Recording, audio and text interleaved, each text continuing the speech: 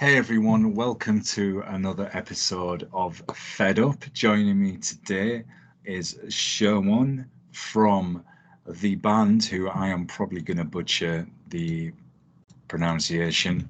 So there's my disclaimer already. ANOUSHBARD, is that correct? ANOUSHBARD. Oh, it's a Persian word. It might Yeah. it might be really hard to pronounce in a correct way. So it's okay. ANOUSHBARD, it's a correct form. I have enough trouble speaking English, man. Never mind anything else. My pronunciations. Says a guy who's trying to learn like four languages and probably butchering them all. Probably end up getting banned everywhere for desecrating global culture. But whatever.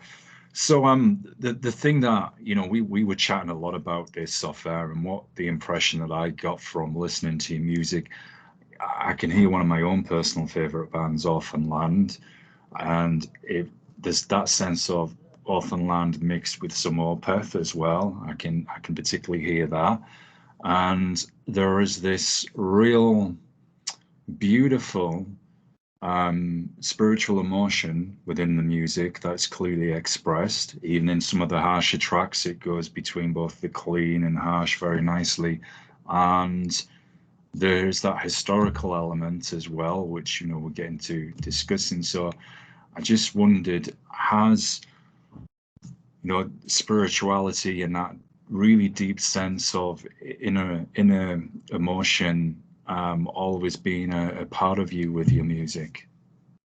Oh, I see.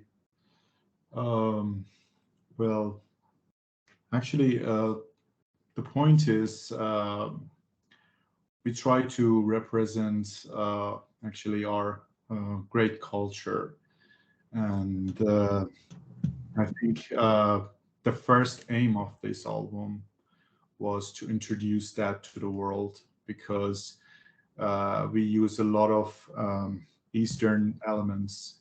Mm. For example, I can mention it as a rhythmic elements or also some concepts in our lyrics related to our culture and Eastern uh, culture. So yes, we try to actually read about, for example, the history of our country and also some tales and famous story about this genre and try to, um, um, try to use it in a music. So the final, uh, we actually, um, I think we can did it in a good way, I guess. And the result is the second album that you can listen to it. Yeah, I being someone that has that passion for history as well myself, I really like that within your music. Particularly, again, I'm going to butcher the pronunciation, so forgive me, folks. I respect Sharon's culture greatly. I'm not in the habit of butchering everything, but I like you, particularly on I think there's some of the music looking at the Sassanid era, in Persia and Zoroastrian as well. Just probably demonstrate how not to pronounce things, but anyway, I digress. But I feel it gives the music that substance as well. I always particularly enjoy bands that really look back to the historical and ancient roots of a culture and infuse those traditional instruments with metal as well. It makes it stand out for me. It's something a little different. And it also, I think, helps remind us of where we came from as human beings, looking back at some of those um, positive areas that I think we may have forgotten. We were talking about, for example, some of the poetry off there. So I'm just curious, have you had that feedback from people about the band regarding the culture and the topics you cover? Some part, yeah. Some people comment that they were very interested in music, that kind of music. It depends, I think, on the personality, because we have some friend that just listened once, and they couldn't get the concept of that music. So because they are not really actually like history, and also Yeah. I think you have to at least have a little bit knowledge about that, and then you can find yourself, um, you know, how can I say that? I'm looking for a word. Actually, you can find out the great concept of that music. Uh, as I mentioned, it's really, it depends on the personality. For example, I have some friends that know about history, so um, they find out very quickly. So you are telling about the famous story in our actually literature and also in our history, and I said yes. Mm. And actually, they found out about the Ardovirov, and they already know the story behind that. So, but actually, in general, we received a lot of good comments and also good feedbacks, and I really admire our fans, because they are supporting us in any situation. Yeah, it's I'm glad for the most part that you are getting that good feedback, because it's very, very beautiful music. There's something that just captivates you immediately when you hear it. It held me. With my particular interest in history and some of my own areas of interest and things that I do. Um, I just thought, man, this just hits everything for me. I could train to this music. I could meditate to it. Yeah, I'm showing how much of a hippie I am, probably. Um, but the song in particular, when I first started listening, the righteous, the Viruf, sorry, yeah, that was when I read about the story behind it as well. It's describing what your ancestors believed in about life after death. Yeah. And I thought that is such a, it just gives kind of that, I guess, that really soulful, poetic edge to the music, and you're drawing from, very ancient culture, Zoroastrian, and I just wondered, what is it that, to you as a person and the band, that made you look at that era and thought, I want to bring this to a modern audience and show people outside of Iran just some of our beautiful history? I see. Um, well, to be honest, Zoroastrian, it's some part of our culture, so you can't ignore it. You Mm, can't deny it, because um, I think more than 1 millennium, Iranian used to be a Zoroastrian. They worship that kind of god, and also do the religious things in that way. So you couldn't ignore it, and it's some part of our history and culture.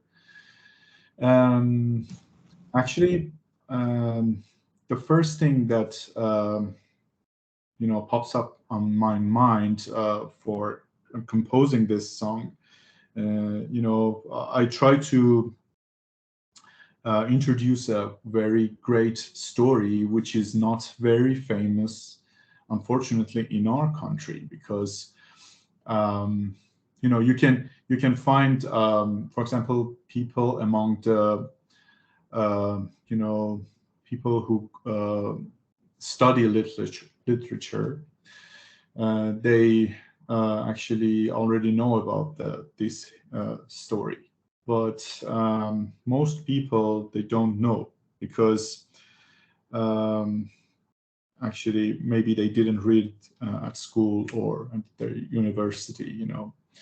But personally, I found it very interesting to bring this idea to our music and not only introduce it to the world, but also in our domestic region. I mean, because, for example, ask someone in Iran about the Dante. They know Dante, you know, they know about his book and also about the story behind that concept. But unfortunately, they don't know about the Persian book, which is which is written many years before that Dante, but they were telling the same story. So actually, I decided to telling this story in our music, and the point is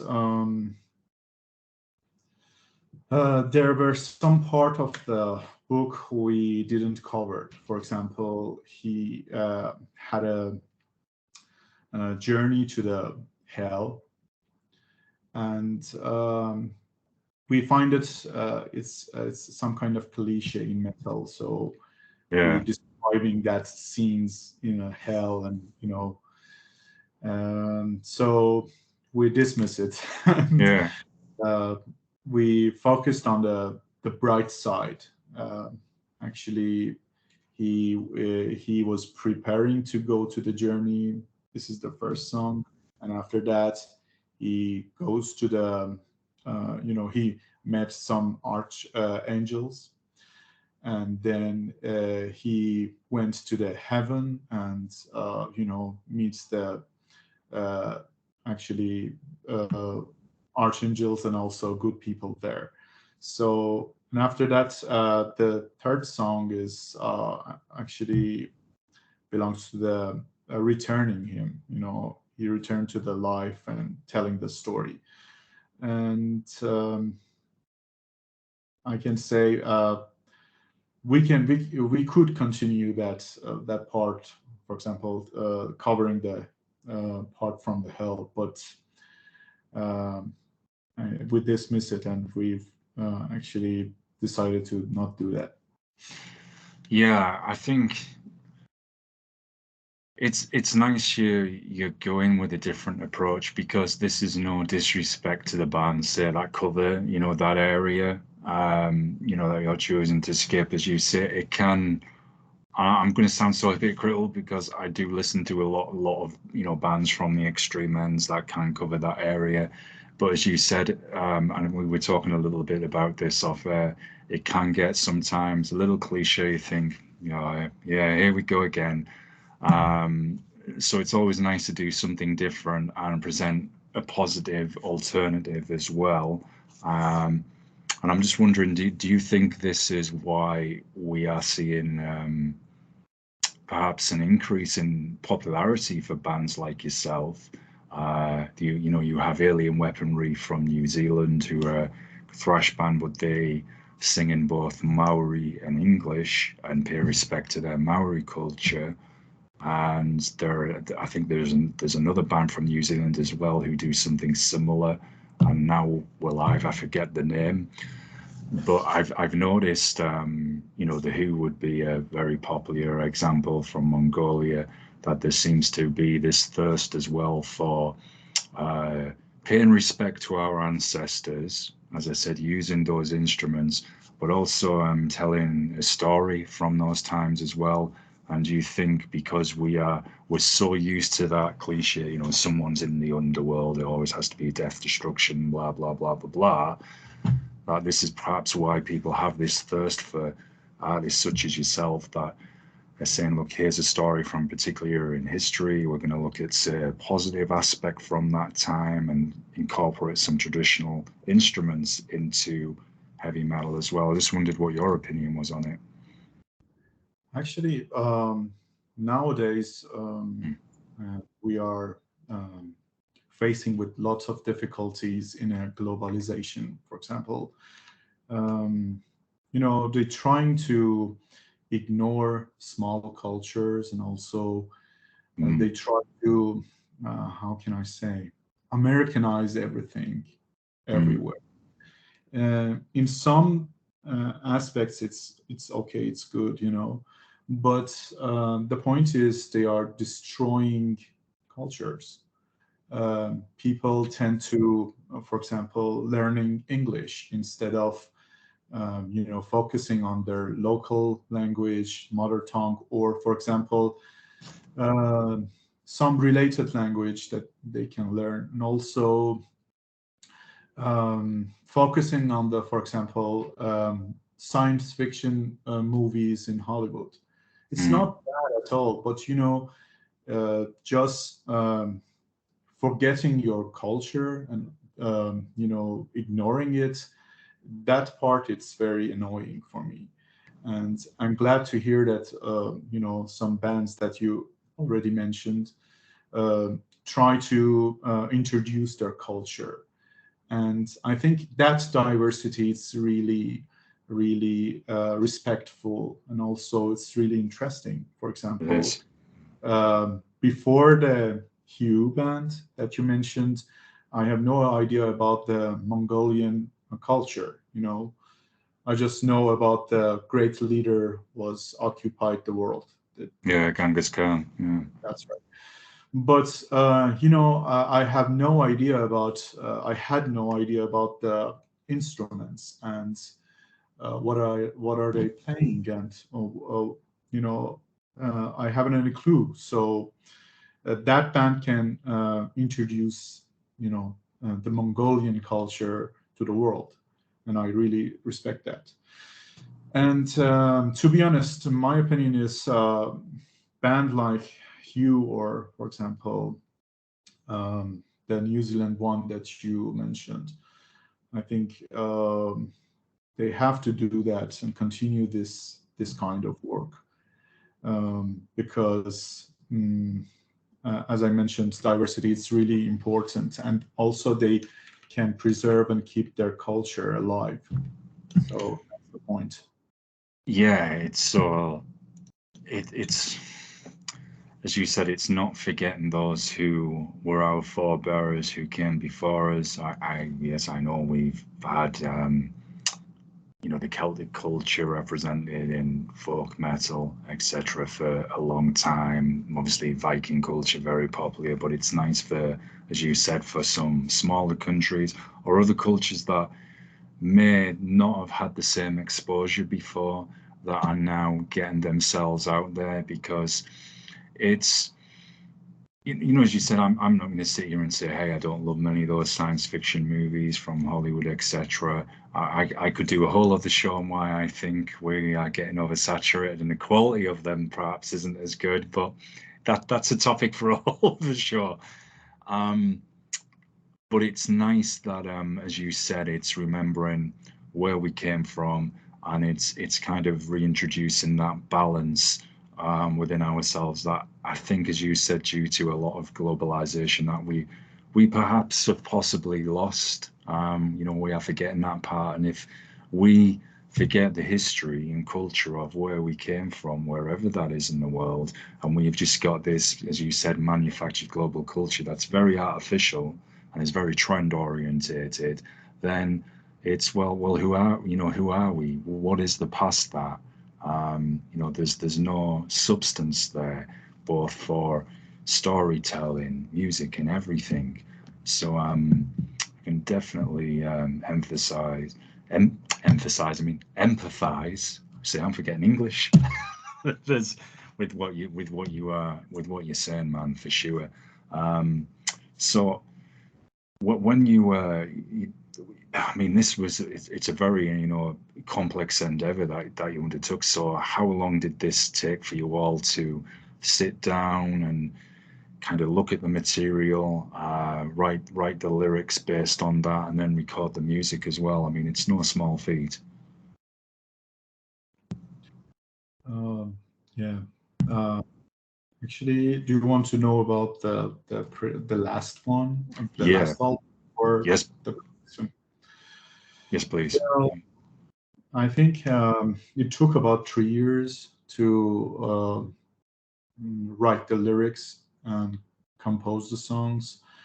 And during these years, we faced with lots of difficulties, personally, and also, you know, the whole group actually have faced with lots of difficulties.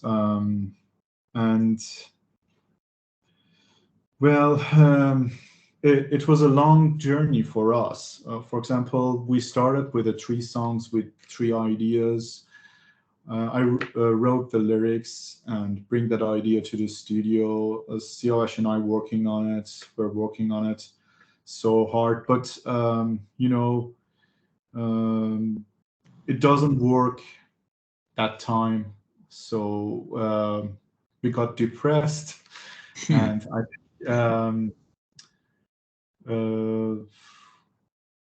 we weren't doing anything for 9 months or something, and I got busy. No, bro, it's okay.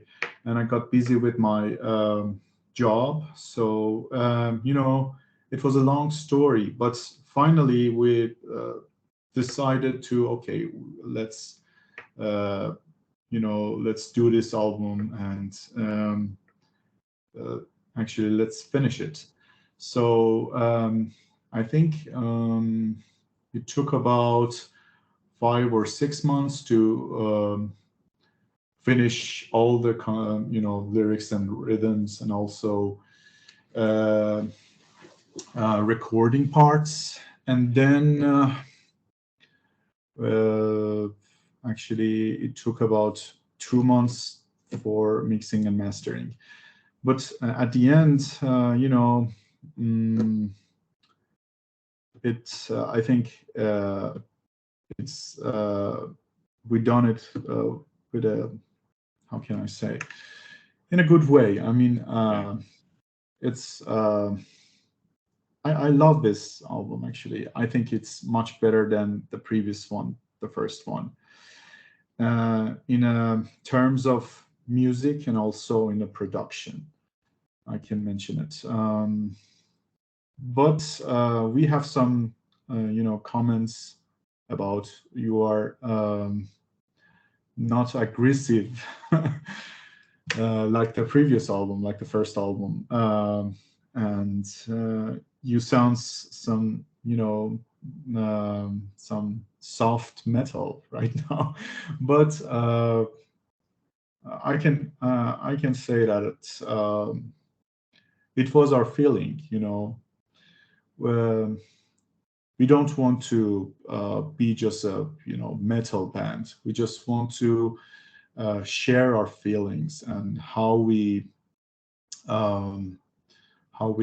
understand this culture, and how we can represent this culture in this way. I think maybe for the next album we change this, sounds and genre. It depends, but for this album, I think it was great at the end. Well, it, like you said, it goes with the mood that you are feeling at the time. So with you drawing from your culture and the historical aspects that go from that, and in particular the story that you looked at, I'm trying not to butcher the pronunciation again. That's why I'm taking a deep breath, isn't it? But looking at that text, you have to go with, as you said, what you feel as a band, what you feel matches that the most. So if that means it's going to be more of a melodic edge, softer, and that is more authentic, and you feel capsulates the essence of the text more accurately and authentic, then you were going to go with that. If you went with the more aggressive approach, then that wouldn't be doing that justice. Mithra, and I'm guessing here, is Mithra based on you know, they've got a word Mithras? Is that what the title is in reference to, possibly? Yes, Yeah. Mithra, one of the Sure. oldest gods, actually amongst Indians and also Persians. Yeah, and I think there was even Also, after that, the Roman Empire yeah, they from the Persians, but changed it in some aspects.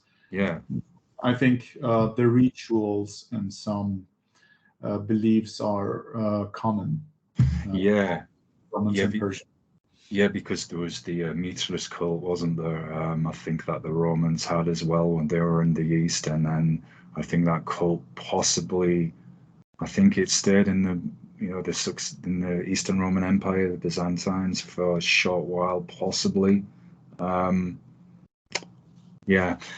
So my point is, I would expect with Mithra a more aggressive sound because that goes with who Mithra is. So that wouldn't go with this one.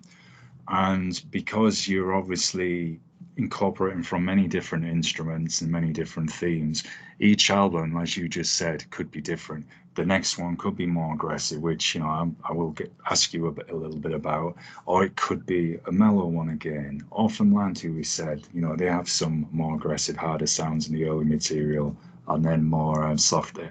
And I'm sure it'll be the same for them. It's the mood and feeling you're in. If I'm listening to, say, a grindcore band, then and that's what they purely are, just grindcore, then I'm not going to expect the next album to be something that I'm going to sit there and meditate to. I mean, yeah, some folks may do, but so I don't know, man. There's someone's never going to be too happy with everything, and you could even get a comment, say, if you have an album in the future that's kind of a bit of both, where it's aggressive and melodic in parts, to be like, well, this isn't melodic enough, oh, this isn't aggressive enough, why did you make this a combination, blah blah blah blah blah.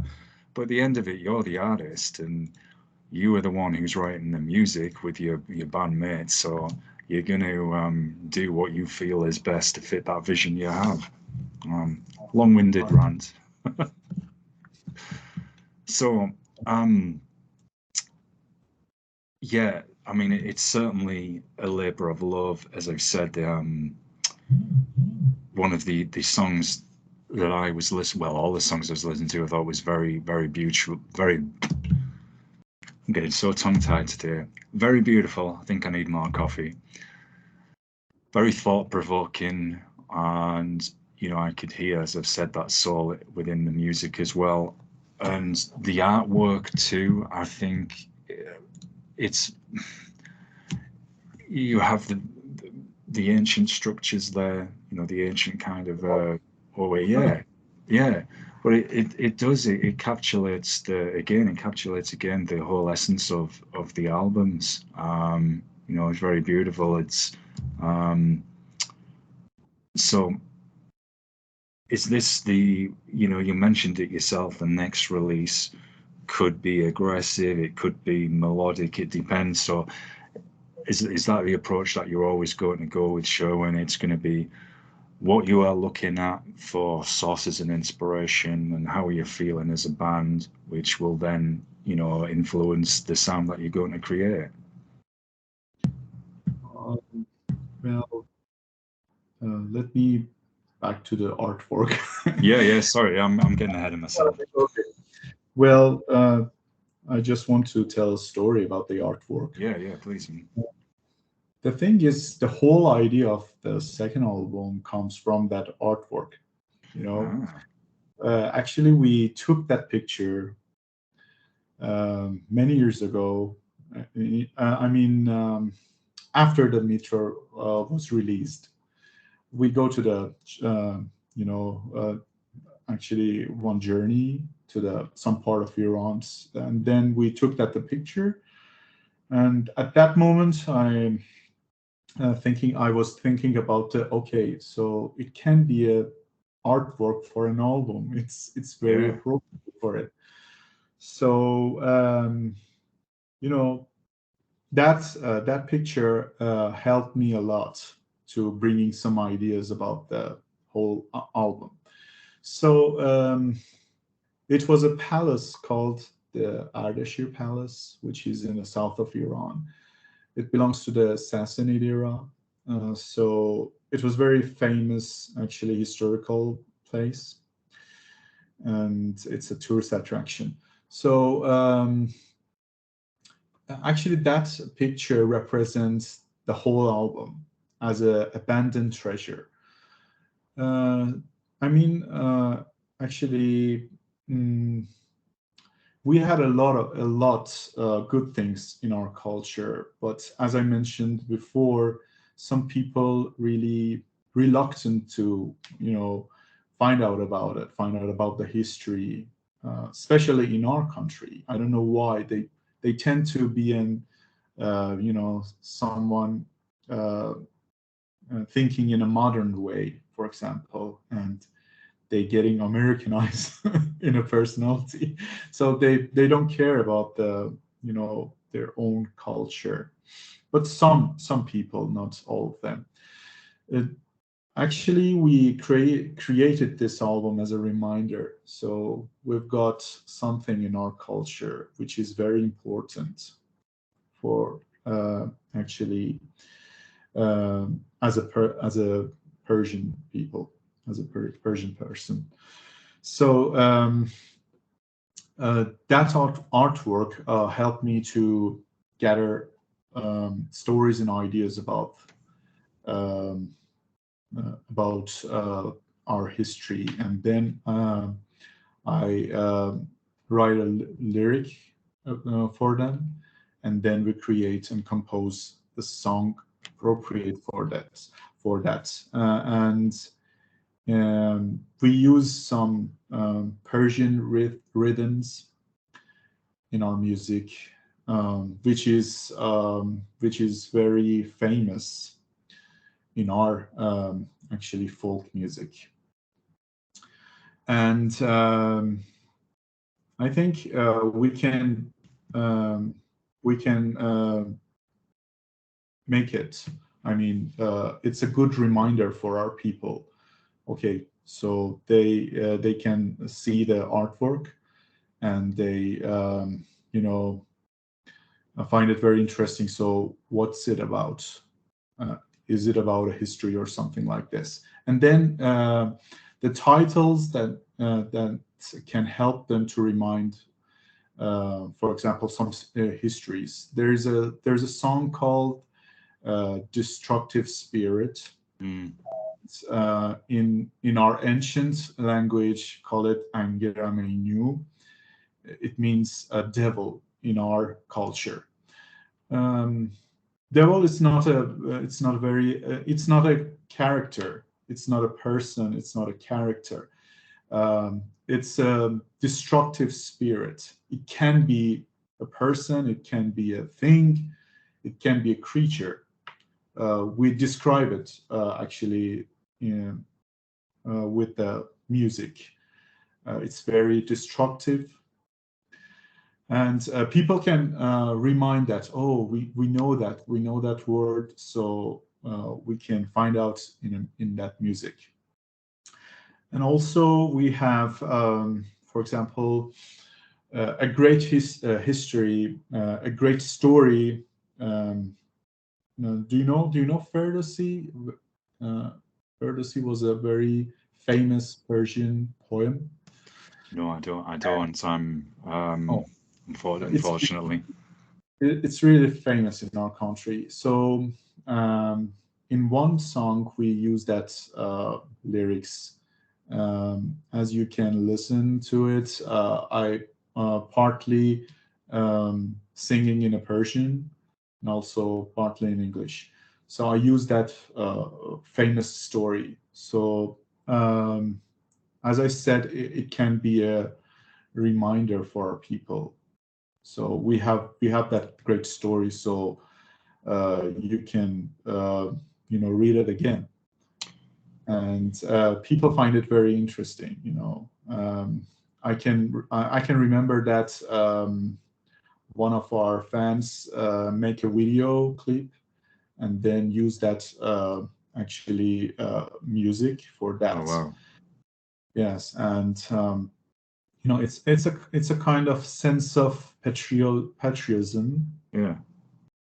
And yes, I think it was very helpful for that people.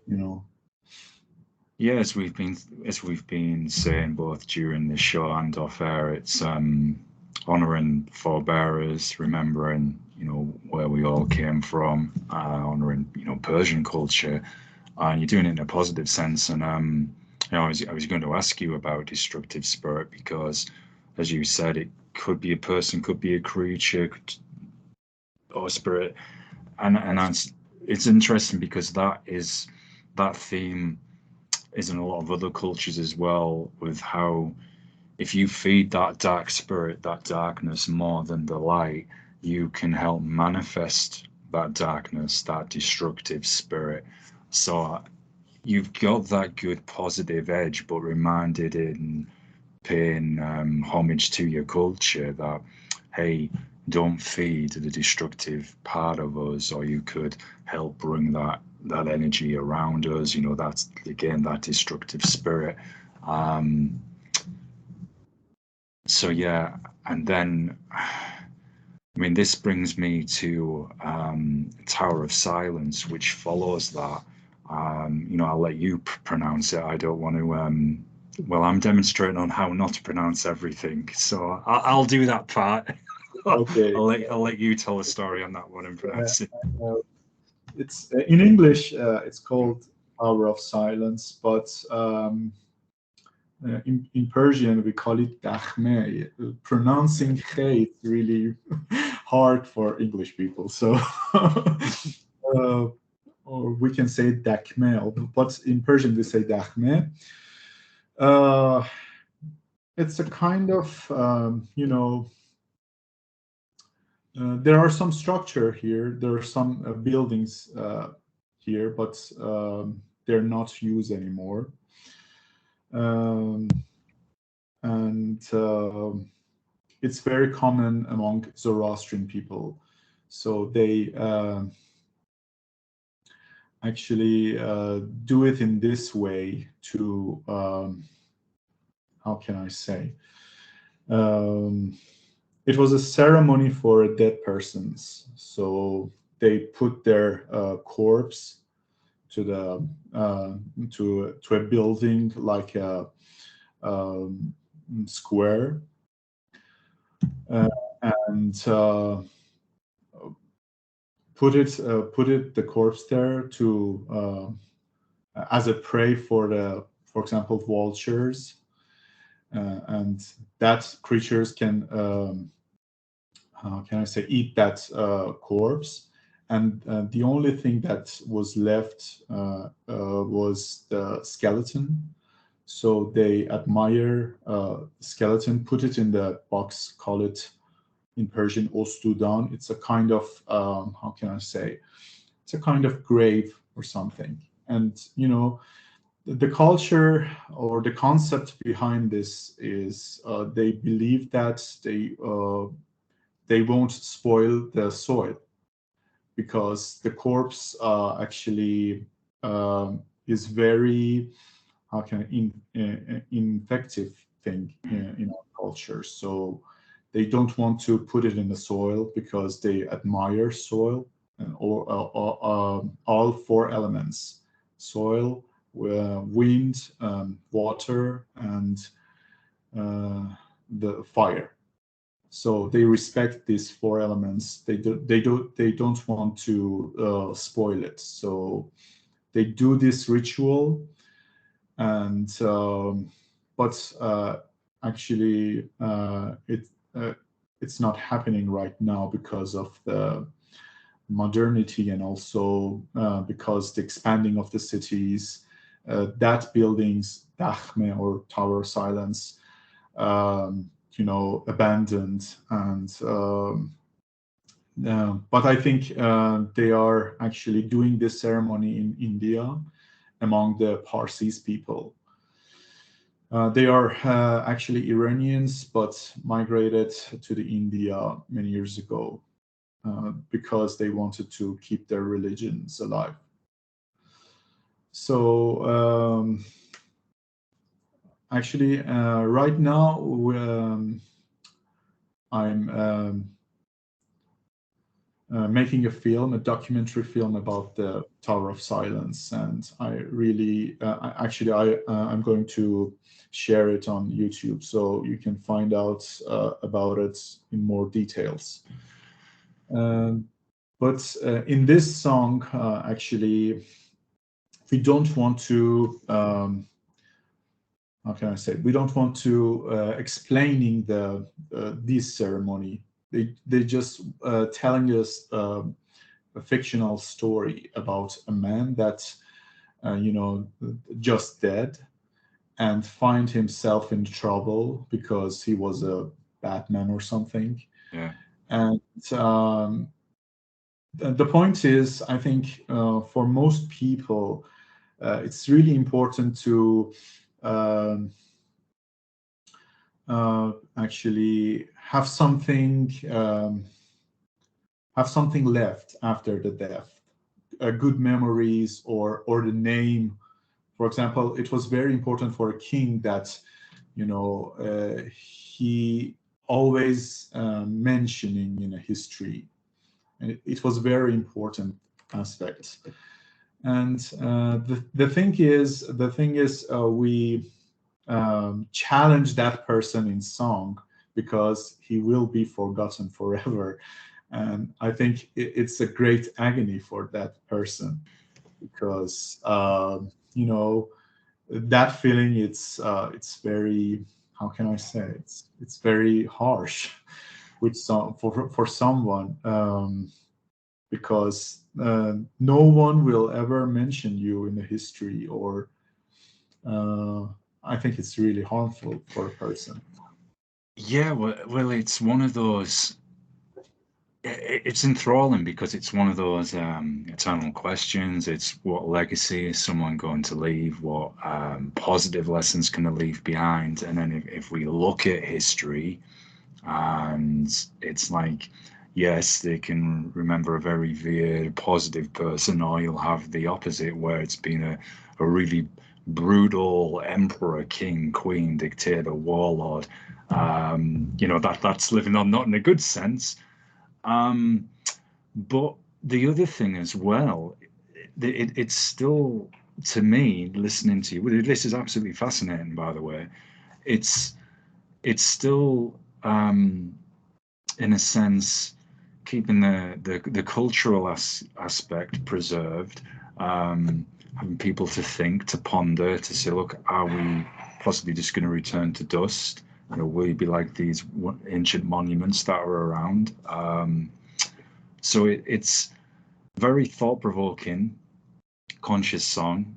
They've got a historical element in there as well. So, no, I find that fascinating. I've got to say, Sherwin, please let me know when this film is available, because I would love to set up another show on here to focus on that, to chat about the history, the filming, go more in depth on the story behind it. A co-host of mine from the States, who does some shows with me and has his own channel as well, I know he would be very interested in that. With having that love of history myself anyway, I find it fascinating.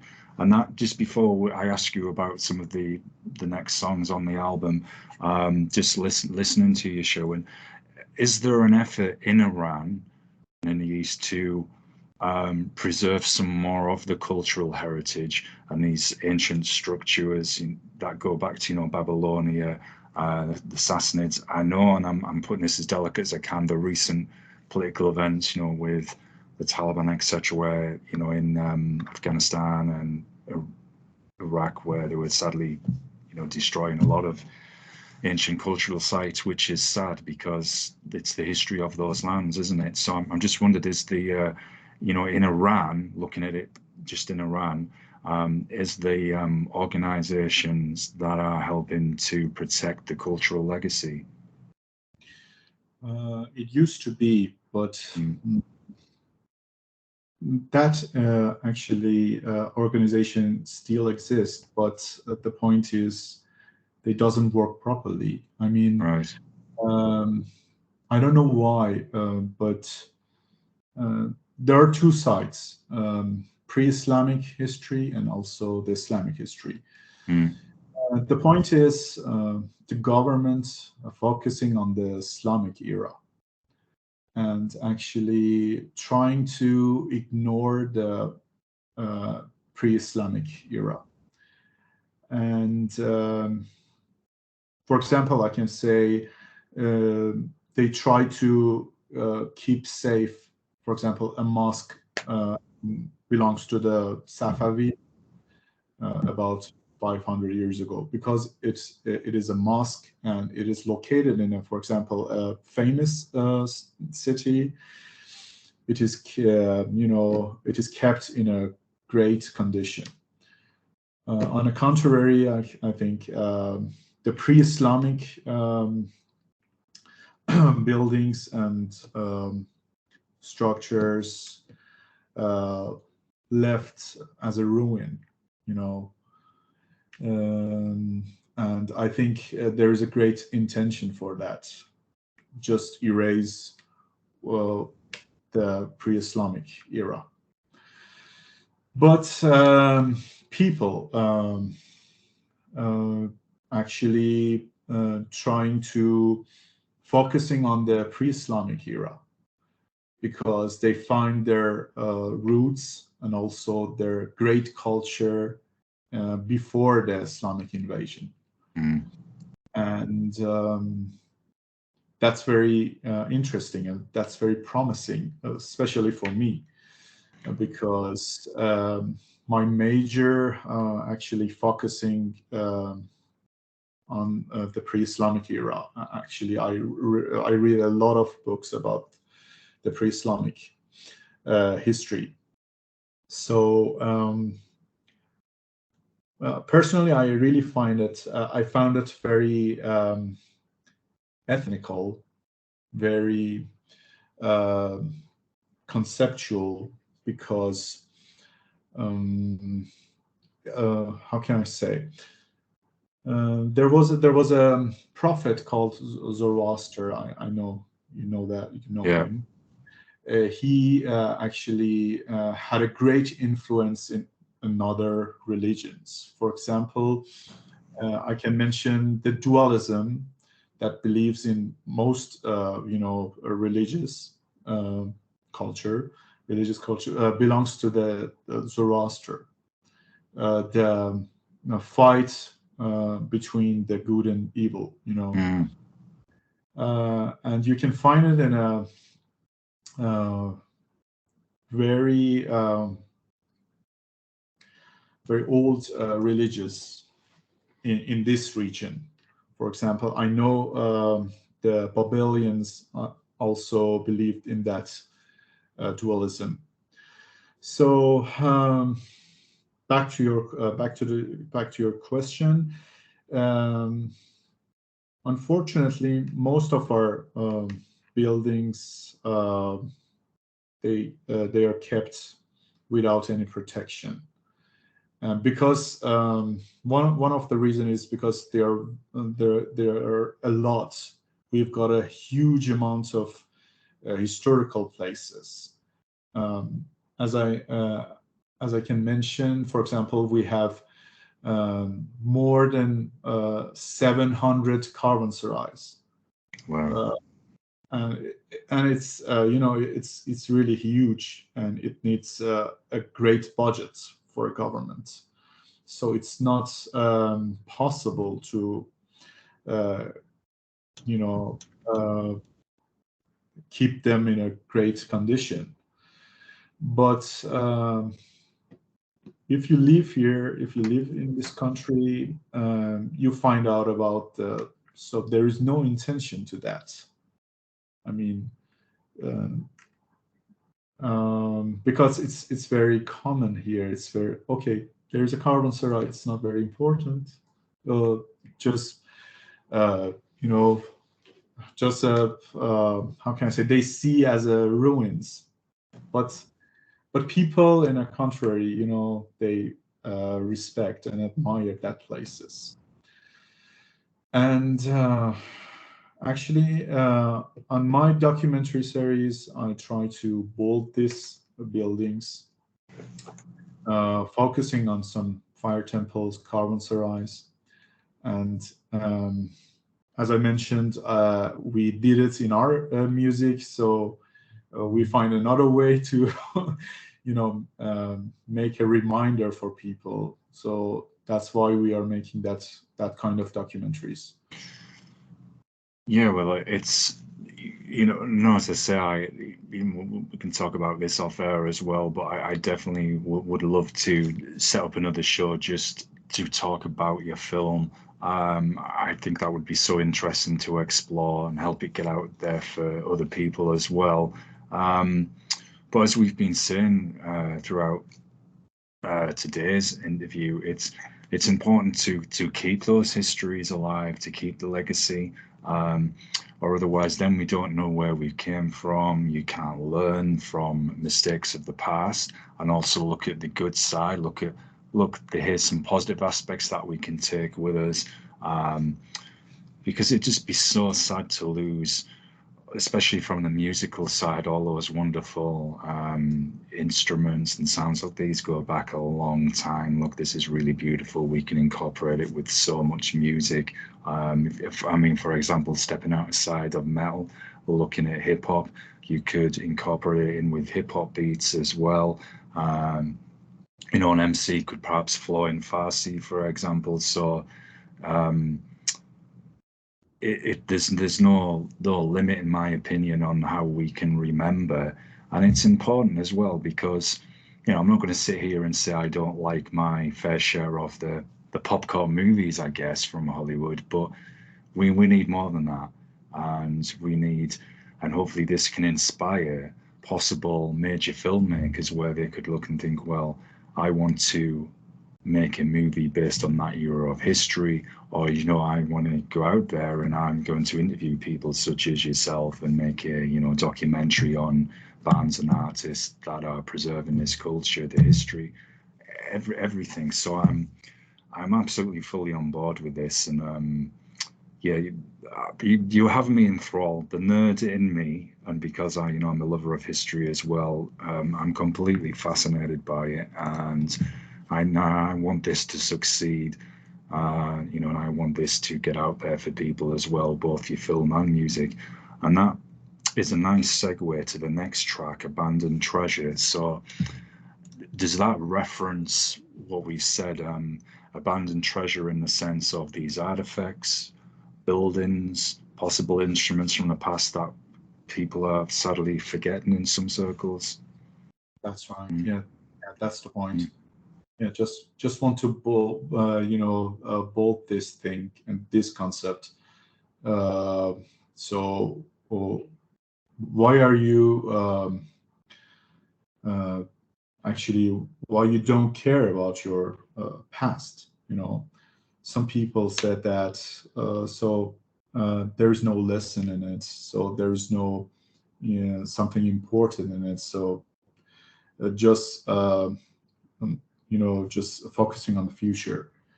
But I think we can find our roots in the past. It's really important, especially in terms of, for example, moral things. And you know, I think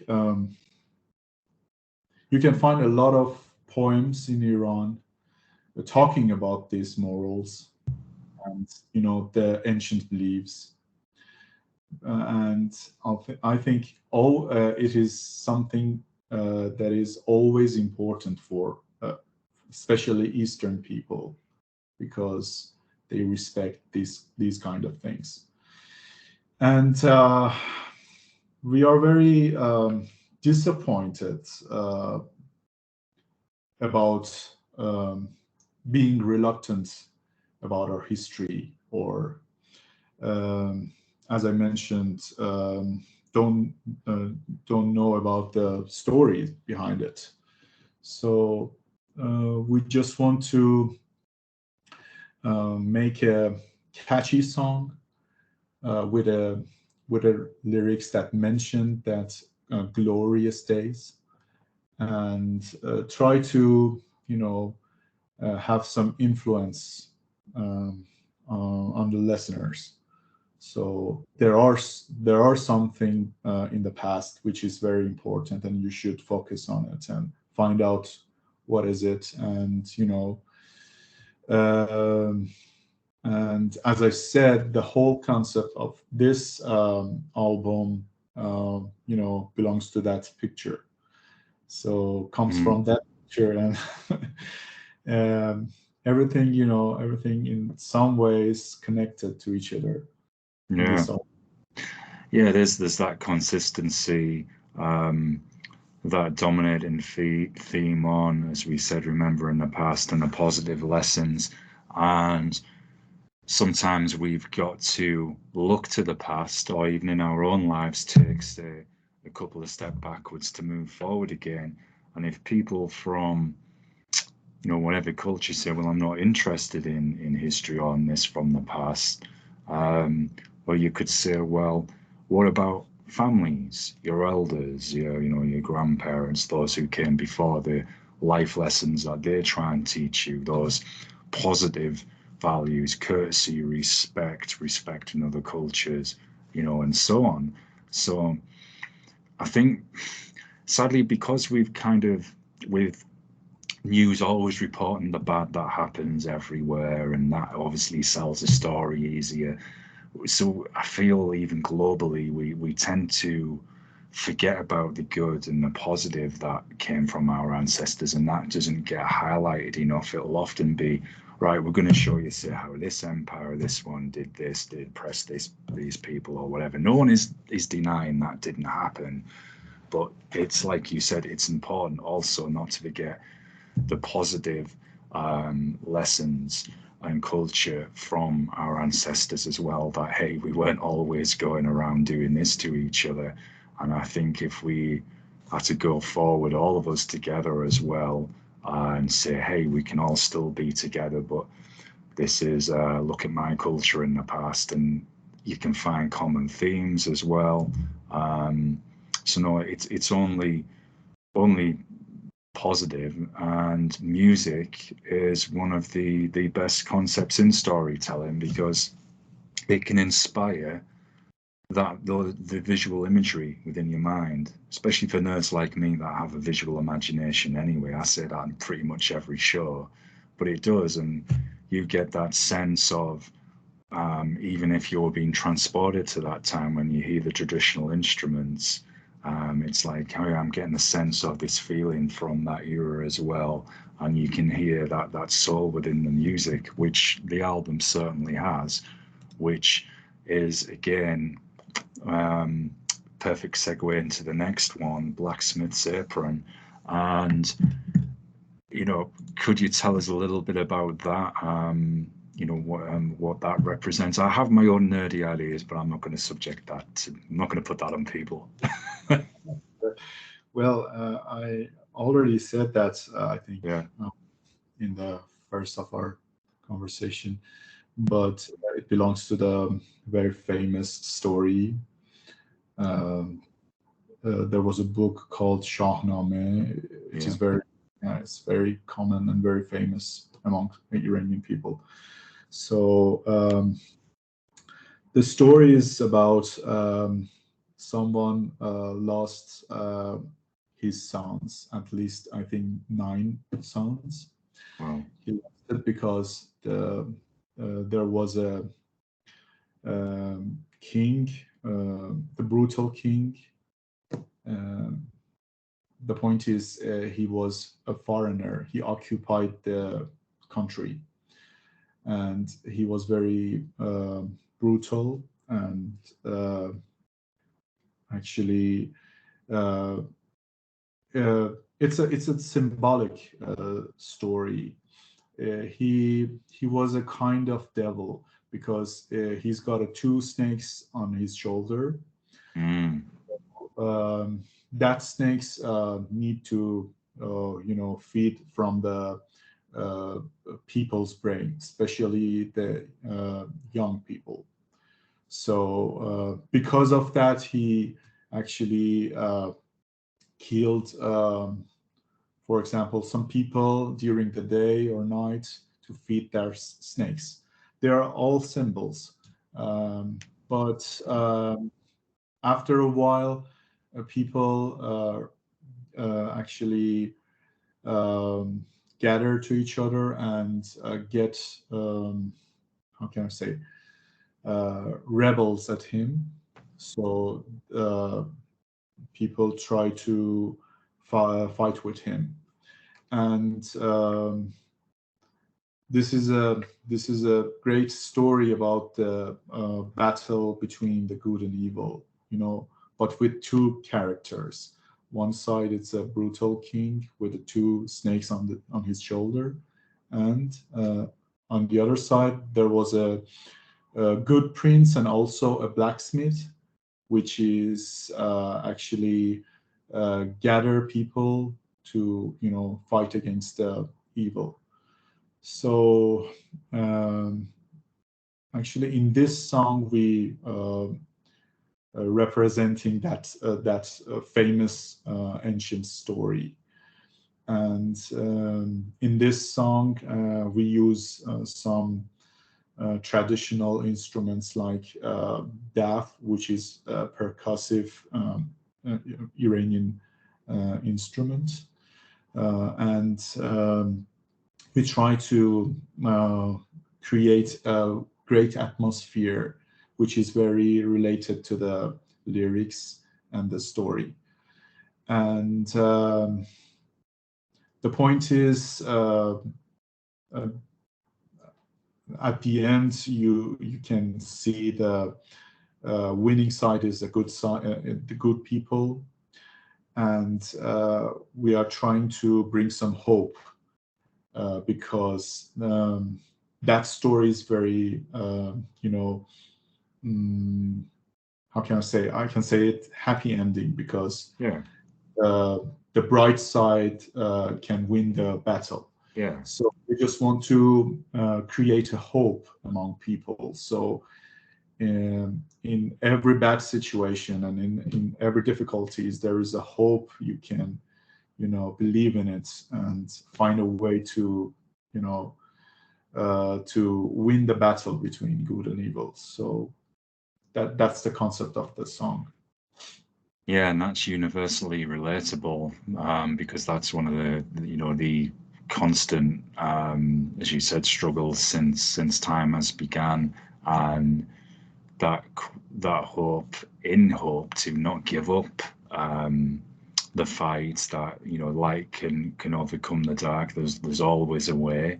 I know it's not exactly a great political situation around the world at the moment, but it's, as you said, it's offering that positivity, that hope that we've got to keep going and not try and repeat the bad mistakes from our past. So no, that's got a very strong, relatable theme. Is there, before I ask you about the next song, are there any traditional instruments, traditional Persian instruments that you may not have used in your music so far, and would you like to use them on, say, the next album? Yes, actually, there are a lot instruments which I personally admire and really like it, but unfortunately, there are some difficulties to use it as an instrument for the next album. For example, there is an instrument called tambur, which is it's some kind of like a guitar, but it's not a guitar. It's really ancient one. It's with a different sound, but I think it's really important and really, how can I say, respectful in our culture. I really like to use it in the next album, but unfortunately, it's really hard to perform it as a live. because we have to find for example, a session player or a bandmate who can play that instrument, and it's not very, how can I say, it's not very easy to find that person. But actually, I really like it. I really like it to use it because you can find you can create a great atmosphere, which is very, very, how can I say, have a relaxing mode and have a spiritual mode, actually. But I might use it. I'm not sure, but there are a lot, But in the previous two albums, we had DAF, which is very great. It's some kind of percussive instrument, which is very handy because you can find a lot of players that can do it, can play the DAF. And also it sounds really great, it sounds very special, related to our culture. Yeah. And I really like to use lots of Persian instruments, but as I mentioned, there are some restrictions. Just on what you can. Well, I look forward to hearing, see what surprises make their way onto the next album for sure.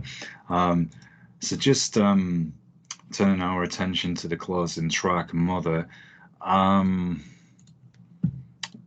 could be way off with this. Is that also, honoring, I guess, the mothers from our families and the past throughout history that have given life to us, that have taught us, good lessons, morals, principles, or is it the mother culture, pre-Islamic, say, paying tribute to the mother culture? Or am I completely off? Well, I can say actually this song is the only song that which is actually not related to the album. Not continuing that concept, because actually this song dedicated to Siavash's mother, because as I mentioned before, one of the difficulties that we have faced in this album, actually he lost his mother during this album, and it was very dreadful for him. He finds himself very depressed. So one day he brought that idea to. So I want to dedicate a song to my mother, and he told me about his feeling in that moment. So after that, I wrote a lyrics, and he find it very interesting. So that's why at the end of the album we have this song. It's just for dedicating to his mother. Yeah, it's a really. I'm sorry for his loss, and it's a very respectful thing to do. A very fitting tribute as well. I just wondered, because I wasn't quite sure with kind of the interpretations I was getting as I was listening. So you've also got showing on your on the band's YouTube, you've got all these interesting documentaries, like mini documentaries, where you're talking about making the songs. You're giving people a history behind them as well, like what we've been exploring.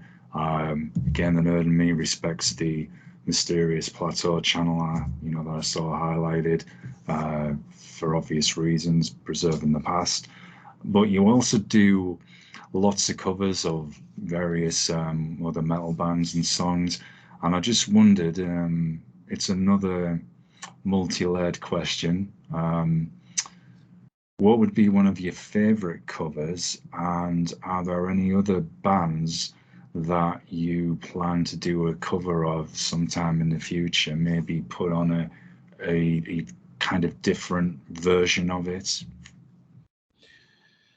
Well, I have to say I'm a big fan of Swedish metal opeth.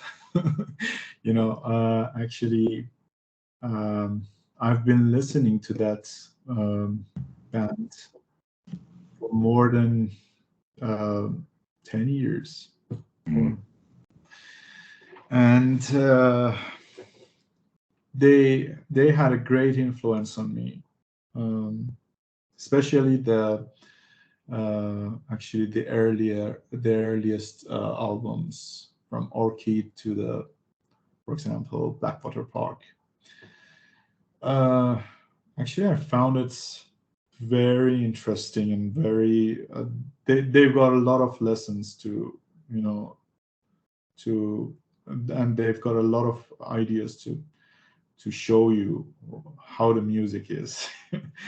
They are really strange. I admire all of them. But yes, I actually fan of Arch Enemy also, and also Amon Amarth. I think we are in some kind of musical terms related to that bands. Mm. And personally, I really enjoy covering their songs, even if I actually don't record it and share it on YouTube. But personally, I cover it for myself, in home, and I really enjoy it. And the point is, I really, how can I say, I really admire the Swedish bands. I found them very interesting, especially in the metal genre. And the point is, I get disappointed from the American bands. For example, I used to play and also used to listen to the Megadeth a lot. For example, when I was a teenager, or when I was at university, it was my great band, and I was a great fan of that band. But unfortunately, I found them very boring, because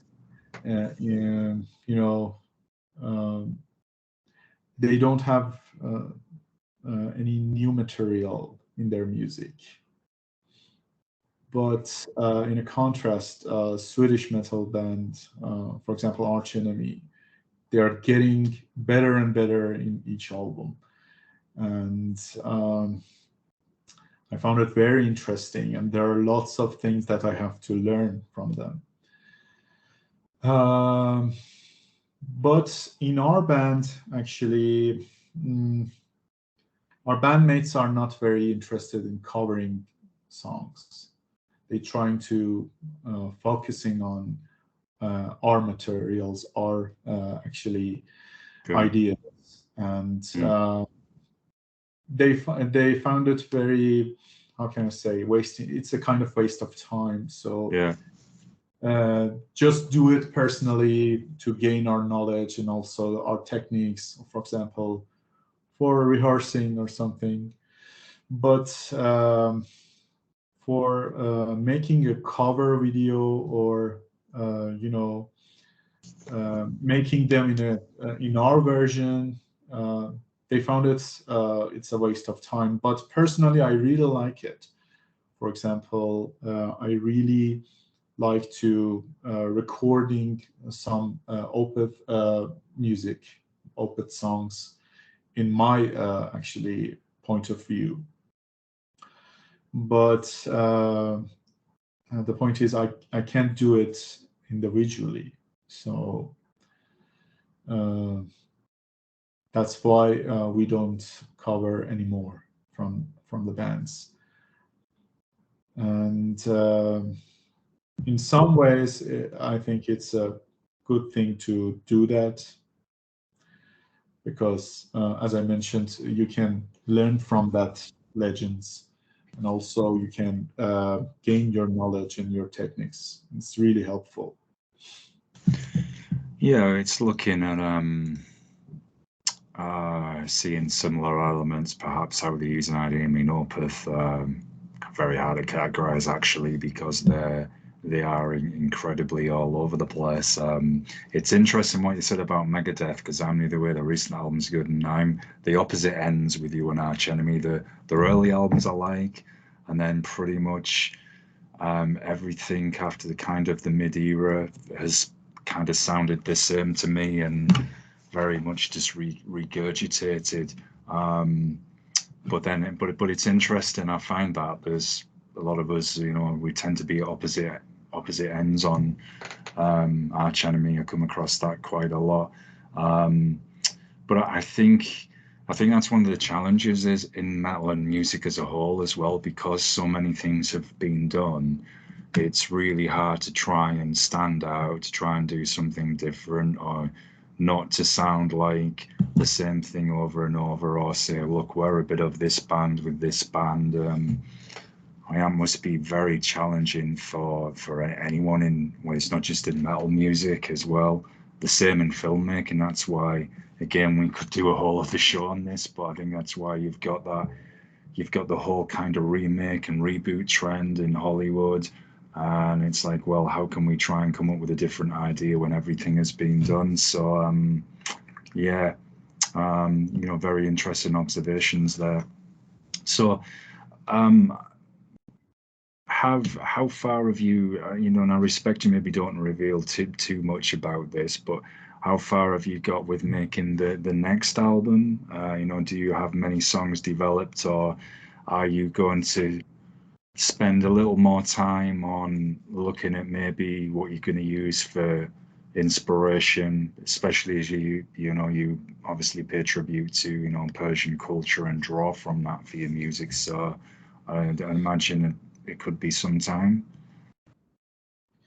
I think so, yes. I can just estimate the time. I can't be exact. Yeah, because exactly. The point is, actually, I'm reading a lot of books. For example, 5 or 6 different kind of books to gather some idea, to collect some idea. From the philosophical books to the historical, and. But to be honest, we have some difficulties. Living in this country, it's getting harder and harder every day. And personally, I find it very depressing, because you make some effort to do something, but unfortunately we don't have any feedbacks from our people, from our for example, the metal followers or fans, because we don't have any permission to have live concerts, or have some small gigs.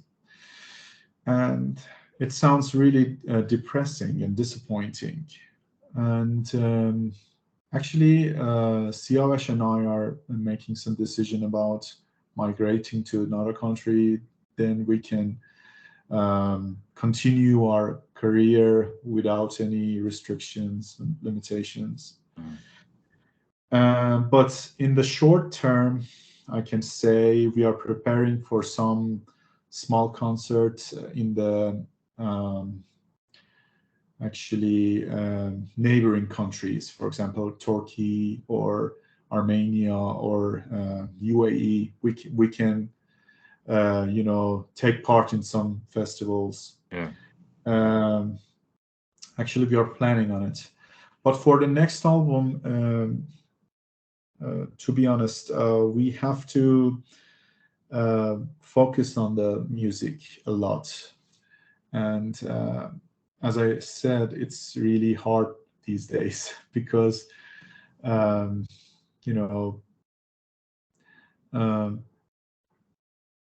the end you find yourself, so what's the point of all of these things? Because you couldn't show your performance, you couldn't release your album officially in your country, so it's really hard to continue. But we will continue it, but it might be in another country. Yeah. So for example, I'm planning to migrate to another country right now, and I'm working on it. And I think that will cause some pause in our career. So we have to stop it for a while, for example, for months or for 1 year, something like this. And then I have to go somewhere and settle down and find myself, and then I can continue my career as a musician. But the point is, actually, I will do another album at least, because I have some ideas, and I want to continue presenting our culture in a musical form, in a music career. So I think we will continue, but it might take 2 or 3 years for another album. Well, that's good to hear. And, the most important thing is that you're all, stable, safe, and comfortable as well. And especially, wherever it is you're planning to migrate to. Come here. But that will certainly help with getting you more gigs and festivals on a wider margin as well. And I believe it's really great to hear that you've got some small shows coming up in the neighbouring countries, because as we were talking about off air, in my opinion, your music needs to get out there to it's so beautiful, man. The world needs to hear it. It really needs out to that far reaching audience, because there's some really, really beautiful moments in there, and it'd be a travesty for no one to hear that. And that's no ego stroking. Anyone who's got some ears can you can hear it straight away. I do want to thank you for coming on, man. I know I've kept you quite a while, and believe me, I can talk forever. I could just sit and see you, but I know it's quite late there. Genuinely great to hear both, about the history and culture behind it. I'm absolutely enthralled. Like I said earlier, I was enthralled by it. I really would like to help you when you have your film drop on the YouTube channel as well. And we could do a deep dive on that, look at the history, everything you explored within the film. I think other people would like to know about it as well. So that's something I would love to help you with. Folks, don't forget to follow ANOUSHBARD. ANOUSHBARD. Yeah, it'll be someone saying, "Oh, can't pronounce." Yeah, dude, I have enough trouble saying my own name. Yeah, my nickname for that's 3 letters. So what hope do I have with? We all learn in other languages. Yeah, suck in them as well. Anyway, that's the disclaimer.